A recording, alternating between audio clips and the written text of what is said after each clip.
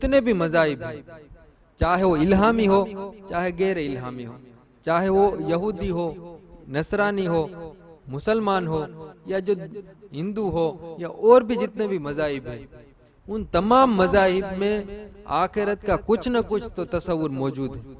अब हिंदुओं में देख ले, वो भी मानते हैं कि स्वर्ग है, नरक है। इसी तरह दूसरे जितने भी मज़ाहिब है, आप उसमें देख ले, आखिरत का तस्वुर उनमें भी है, किसी सूरत में। इसी तरह जो इल्हामी जो मज़ाहिब है, जैसे यहूदी है और नसरानी है, उनके यहाँ भी ये आखिरत का तस्वुर पाया जाता है। होना तो ये चाहिए था कि जितने भी इल्हामी मज़ाहिब है, जैसे यहूदी है, नसरानी है और इस्लाम है, इन तीनों में एक ही तस्वुर होता आखिरत का, लेकिन नहीं। यहूदियों ने और नसरानियों ने अपनी तरफ से इसमें तब्दीली कर दी। हालांकि जो नबियों ने जो आखिरत का जो अकीदा बयान किया था, वो अकीदा वही था जो कुरान ने बयान किया है, लेकिन उन्होंने अपनी तरफ से उसमें तब्दीली कर दी, और उनका जो अकीदा है आखिरत के बारे में वो नाकिस है। अब यहूदियों के बारे में आप देख ले कि यहूदियों का अकीदा ये है कि पहली बात तो ये कि हम जहन्नम में जाएंगे ही नहीं। उन्होंने कहा हम तो नबियों की औलाद है, जब हम नबियों की औलाद है तो हम जहन्नम में जाएंगे ही नहीं, और अगर जाएंगे तो ज्यादा से ज्यादा 40 दिन तक ही रहेंगे, ज्यादा से ज्यादा 40 दिन। वो भी उस वजह से कि जब मूसा अलैहिस्सलाम कोहे तूर पर गए थे, जब उन्हें तौरात अता की गई, और पीछे से जो बनी इसराइल की कौम थी, उन्होंने जो बछड़े को माबूद बना लिया था, बछड़े की पूजा करना शुरू कर दिया था, का बस वो 40 दिन है जो हमारे बाप दादाओं ने जो बछड़े की इबादत की थी, बस उस वजह से ज्यादा हम 40 दिन तक जहन्नम में जाएंगे, ज्यादा से ज्यादा। पहली बात तो जाएंगे ही नहीं, अगर जाएंगे फिर भी ज्यादा से ज्यादा 40 दिन जाएंगे, जिसको कुरान पाक में अल्लाह तबारक व तआला ने बयान किया है यहूदियों के इस अकीदे को कि हम अय्याम में मादूदा बस जहन्नम में रहेंगे। उसका ये अकीदा नाकिस है। इसकी वजह क्या है? इसकी वजह ये है, पहली बात तो ये कि जो आज के जो दौर के जो यहूदी है वो कितने ही गुनाह करेंगे, उस गुनाहों की वजह से वो जहन्नम में नहीं जाएंगे, बल्कि जो गुनाह उनके बाप दादाओं ने किया है उसकी वजह से जहन्नम में जाएंगे। ये कितना अकीदा नाकिस है कि करे कोई भरे कोई। गुनाह किया, बछड़े की इबादत की उनके बाप दादाओं ने, लेकिन जाएंगे जहन्नम में। ये पहली खराबी ये है।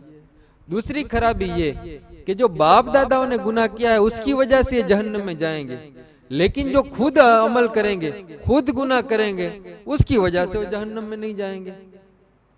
दूसरी खराबी इनके अकीदे में ये है। तो इनका जो अकीदा है आखिरत के बारे में वो नाकिस है। और जो ईसाइयों का अकीदा है, जो क्रिश्चियन है, जो नसरानी है, इनका अकीदा आखिरत के बारे में ये है कि क्योंकि ईसा अलैहिस्सलाम को सूली पर चढ़ा दिया गया, इनके अकीदे के मुताबिक। हमारा तो अकीदा ये है जो कुरान ने बयान किया कि ईसा अलैहिस्सलाम को सूली पर नहीं चढ़ाया गया, बल्कि वो आसमान पर उनको उठाया गया, और आज भी वो आसमान में जिंदा है। हमारा तो अकीदा ये है। लेकिन जो इनका अकीदा है नसरानियों का, उसके मुताबिक कि ईसा अलैहिस्सलाम को बगैर किसी गलती के, बगैर किसी गुनाह के, बगैर किसी जुर्म के उनको जो सूली पे चढ़ा दिया गया, तो उनको सूली पे चढ़ा देने की वजह से जो कयामत तक जितने भी नसरानी होंगे, वो नसरानी जो भी गुनाह करेंगे, उस गुनाह का कफारा हजरत ईसा अलैहिस्सलाम ने अदा कर दिया। अब नसरानी को कल कयामत के दिन कोई उसका गुनाह का, जो दुनिया में गुनाह करेंगे, उसकी कोई उसको सजा नहीं मिलेगी।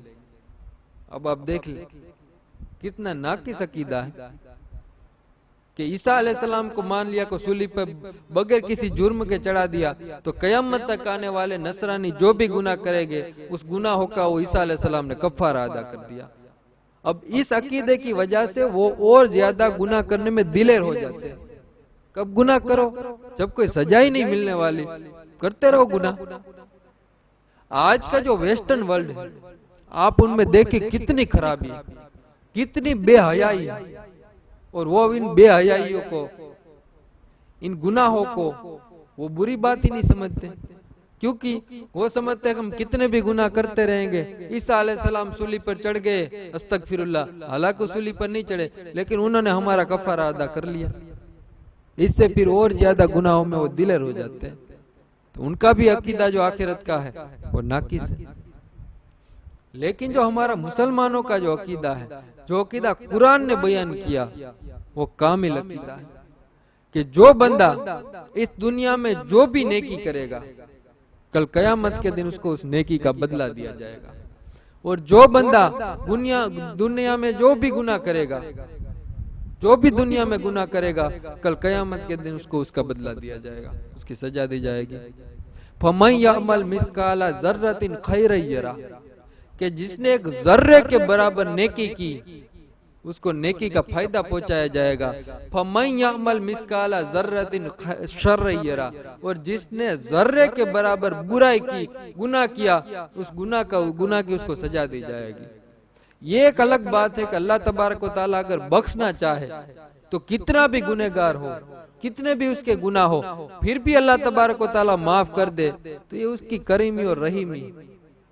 लेकिन हमें तस्वुर ये दिया गया कि जो नेकी करेगा उसको उसका इनाम दिया जाएगा, जो गुनाह करेगा उसको उसकी सजा दी जाएगी।